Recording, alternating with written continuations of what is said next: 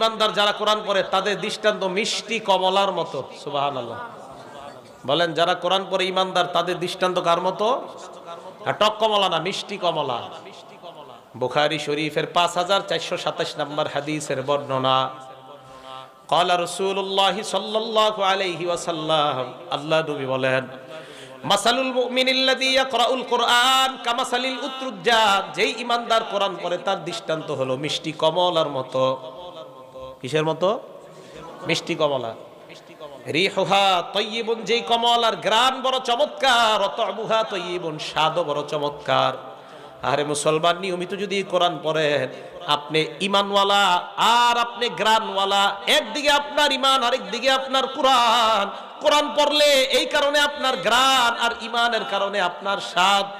যদি নিয়মিত আপনি কোরআন পড়তে পারেন, আপনি স্বাদওয়ালা এবং ঘ্রাণওয়ালা আল্লাহর কাছে ঈমানদার হয়ে যান। যেই ঈমানদার নিয়মিত কোরআন পড়ে তার দৃষ্টান্ত মিষ্টি কমলার মতো। সুবহানাল্লাহ।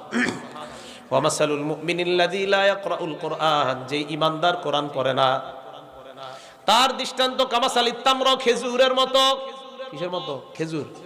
বলেন তো, যে ঈমানদার কোরআন পড়ে তার দৃষ্টান্ত মিষ্টি কমলার মতো, আর যে ঈমানদার কোরআন পড়ে না তার দৃষ্টান্ত হলো খেজুরের মতো। কেমন খেজুর? লা রিহা লাহা, যেই খেজুরের কোনো ঘ্রাণ নাই। ওয়া তা'মুহা তাইয়িবুন, তবে তার একটু মিষ্টি আছে। খেজুর মিষ্টি আছে কেন? ওই যে ঈমানদারের ঈমান আছে তাই স্বাদ আছে। কিন্তু ঈমানদার কোরআন না পড়ার কারণে তার কোনো ঘ্রাণ নাই। আর যেই ঈমানদার কোরআন পড়ে তার স্বাদও আছে, ঘ্রাণও আছে। তার দৃষ্টান্ত মিষ্টি কমলার নেই। আর যেই ঈমানদার কোরআন পড়ে না, এই জন্য তার ঘ্রাণ নাই, তবে তার স্বাদ আছে, ওই যে ঈমান আছে। এই বুঝে আসছে সবার?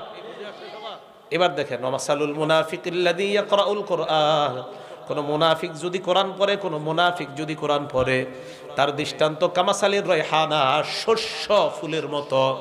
শস্য ফুলের ঘ্রাণ আছে, তা'মুহা মুররুন, তবে তার স্বাদ একদম তিতা। মুনাফিক এই জন্য স্বাদ তিতা, কিন্তু ঘ্রাণ আছে ওই যে কোরআন পড়ে।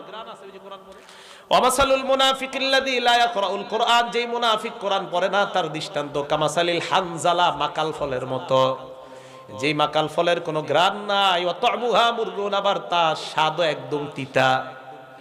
বুঝে আসছে সবার? মুসলমান আমরা যারা সাধারণ আছি, 40 দিনে এক খতম কোরআন পড়া উচিত সব মুসলমানের। নিম্নে 40 দিনে এক খতম কোরআন শরীফ পড়া উচিত সব মুসলমানের। ঘরে কতদিন যে কোরআন পড়েন না অনেকের জানাও নাই। আল্লাহ আমাদের সকলকে প্রতিনিয়ত কোরআন পড়ার তৌফিক দান করেন। আমরা যখন কোরআন পড়ব, কোরআন পড়ার সময় মনে করবো আল্লাহ তো আমার তেলাওয়াত শুনে। কোনো মানুষ যদি আশেপাশে নাও থাকে, ওই সময় মনে করতে হবে ফেরেশতারা আমার তেলাওয়াত শুনতেছে। কারা শুনতেছে বলেন তো? আর কেউ যদি পারেন, রাত্রে 2টা-3টা বাজে একটু উঠবেন। উঠার পর একা একা, কারো ঘুম ডিস্টার্ব করা যাবে না, কারো ঘুম ডিস্টার্ব না করে আপনি আস্তে আস্তে এক জায়গায় বসে কোরআন তেলাওয়াত করেন। ওই মুহূর্তে আপনার তেলাওয়াত ফেরেশতারা খুব মনোযোগ সহকারে শুনে। দলিল মুসলিম শরীফের 1744 নম্বর হাদিস। এর এক সাহাবা নাম উসাইদ ইবনে হুযাইর রাদিয়াল্লাহু তাআলা, উনি ওনার ঘোড়ার আস্তাবলের মধ্যে কোরআন তেলাওয়াত শুরু করলেন। ঘোড়া রাখে যেই ঘরের মধ্যে, এটাকে ঘোড়ার আস্তাবল বলা হয়। আস্তাবলের মধ্যে উনি কোরআন তেলাওয়াত শুরু করলেন। যেই ঘরের মধ্যে উনি কোরআন পড়ছিলেন, ওনার সন্তান ইয়াহইয়া শোয়া। উনি কোরআন পড়ে উনি তাকায় দেখে ইসজালাত ফারাসুহু, তার ঘোড়াটা লাফালাফি শুরু করে দিছে। কি ব্যাপার, ঘোড়া কেন লাফায়? উনি পড়া বন্ধ করে দেয়, ঘোড়া আর লাফায় না। উনি বলেন ফাকরা সুম্মা জালাত উখরা, আবার পরে আবার ঘোড়া লাফায়। আবার পড়া বন্ধ করে দেয়, ঘোড়া আর লাফায় না। ফাকরা সুম্মা জালাত আইজো, আবার কোরআন পড়ে আবার ঘোড়া লাফালাফি শুরু করে দেয়। উনি বলেন এক পর্যায়ে আমি কোরআন পড়া বন্ধ করে দিলাম, এই চিন্তায় আমার সন্তানটাকে না জানি ঘোড়া লাফাইতে লাফাইতে তার উপর পড়লে আমার সন্তানটা মারা যেতে পারে। কোরআন পড়া বন্ধ করলাম। আমি ঘোড়ার কাছে গেলাম, যাওয়ার পর উপরের দিকে তাকাইলাম, তাকায় দেখলাম আমার মাথার উপর মিসলুজুল্লাহ একটা ছায়া। কি ছায়া? ছায়ার দিকে তাকাইলাম, তাকায় দেখলাম ফিহা আমসালুস সুরুজ, ওই ছায়ার মধ্যে অসংখ্য অগণিত আলো দেখা যায়। আলো আলো। তো রাসূল করিম সাল্লাল্লাহু আলাইহি সাল্লামের সাহাবা বলেন, আমি দেখলাম আমার মাথার উপর এইভাবে অনেকগুলা আলো। আরো জাতফিল জাওয়ি, আমি তাকায় দেখলাম এই আলোগুলো আস্তে আস্তে উপরের দিকে উঠে যায়। আলো এক পর্যায়ে আমি দেখলাম শূন্যের মধ্যে গিয়ে হারিয়ে যায় মেঘের মধ্যে। সকালবেলা আল্লাহ নবীর কাছে এসে বললাম, ইয়া রাসূলুল্লাহ, ইয়া হাবিবাল্লাহ। রাতের বেলা আমি কোরআন পড়া শুরু করলাম, আমার ঘোড়া লাফানো শুরু করছে। কোরআন পড়া থামায় দেই, আমার ঘোড়াও থেমে যায়। আবার পড়ি, আবার ঘোড়া লাফায়, আবার থেমে যায়। আবার ঘোড়ার লাফানো বন্ধ হয়ে যায়। আবার আমি লাফাই, আবার আমি পড়ি, আবার ঘোড়া লাফায়। এক পর্যায়ে আমি থেমে গেলাম, ইয়া রাসূলুল্লাহ। হঠাৎ আমি তাকায় দেখলাম উপরে একটা আলো, অনেকগুলা আলো উপরের দিকে চলে যায়, কিছুই বুঝতে পারি নাই। আল্লাহ নবী জবাব দিলেন, উসাইদ, তুমি যদি আরো পড়তে থাকতা, আহারে কতই না ভালো হইতো, কেন পড়লা না? কয়, হুজুর, আমার ছেলেটাকে ঘোড়া লাফাইতে লাফাইতে মেরে ফেলতে পারে, এই টেনশনে আর আমি পড়ি নাই। আল্লাহ নবী কয়, তোমার পড়া এত সুন্দর হইতেছিল, রাতের বেলা এত আবেগ নিয়ে তুমি আর এত মোহাব্বত নিয়ে পড়তেছিলা, যে আলোগুলা দেখলা এগুলা কোনো আলো নয়, তিলকাল মালাইকা, এইগুলা হলো আল্লাহর হাজার হাজার ফেরেশতা। এরা তোমার কোরআন তেলাওয়াত মনোযোগ সহকারে শুনতেছিল। হাদিসে তাসতামিউ শব্দ আছে, মনোযোগ সহকারে কান লাগায় শুনতেছিল। নবীজি পরে কি কয় দেখেন, লাউ করাতাল আসবাহতা, তুমি যদি সকাল পর্যন্ত পড়তে পারতা। হুজুর, সকাল পর্যন্ত পড়লে কি হইতো?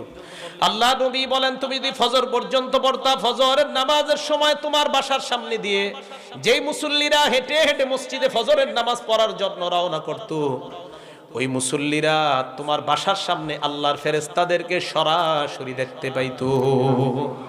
তুমি ফজর তুমি না থামলে এই ফেরেশতারা আর যাইতোই না। বলছে, লাউ করাতাল আসবাহতা হাত্তা ইয়ারাহান নাস মা তাস্তাতিরু মিনহুম, মানুষ সরাসরি দেখতে পারতো, তারা গোপন হইতে পারতো না, তুমি যদি সকাল পর্যন্ত ফজর পড়তা।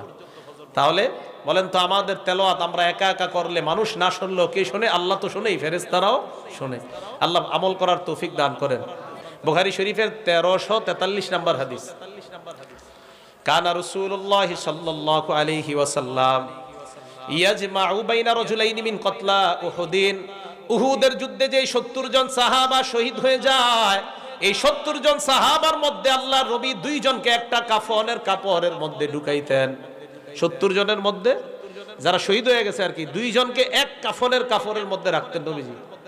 কাফনের কাপড়ের মধ্যে রাখার পর আল্লাহ নবী যখন কবরের মধ্যে রাখবেন, ওই সময় নবী সাহাবাদেরকে প্রশ্ন করতেন, আইয়ুহুম আকসারু আখজান লিল কোরআন, এই 2 জনকে যে আমি কাফনের কাপড়ের মধ্যে পেঁচাইলাম, তাদের 2 জনের মধ্যে কোরআন জানে বেশি কে? বলেন সুবহানাল্লাহ। দুজন শহীদ, নবীজি কয় এই 2 জনের মধ্যে কোরআন বেশি জানে কে? আপনারা বিশ্বাস করেন, এই হাদিসটা যখন আমি পড়ি অনেকক্ষণ থেমে থাকি যে কি বলে এই জায়গায়। 2 জন শহীদ এক কাফনের কাপড়ে এক কবরে নবীজি দাফন করবেন, ওই জায়গায় নবী প্রশ্ন করতেছে 2 জনের মধ্যে কোরআন পারে বেশি কে? ওনারা কিন্তু 2 জন মারা গেছে। সাহাবারা বলতেন, হুজুর, ওই জন মানে ইঙ্গিত করতেন, ফাইদা উশিরা ইলা আহাদিহিমা, একজনের জন্য যখন দেখায় দিতেন, হুজুর 2 জনের মধ্যে ওই ব্যক্তি কোরআন পারে বেশি, আল্লাহ নবী তার লাশটাকে আগে কবরের মধ্যে গুরুত্ব দিতেন। বলেন সুবহানাল্লাহ।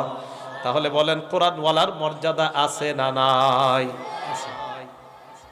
হাফেজে কোরআন যারা আছি, আমাদের দায়িত্ব হলো কোরআন নিয়মিত পড়া। আপনারা যারা 10টা সূরা শিখছেন, একটাও ভুলা যাবে না। যদি একটা ভুলে যান, আল্লাহর কাছে জবাবদিহিতা করতে হবে। হাফেজে কোরআন হাফেজ হওয়ার পর যদি আপনি চর্চা না করে ভুলে যান, আল্লাহর কাছে কিয়ামতের ময়দানে জবাব দিতে হবে।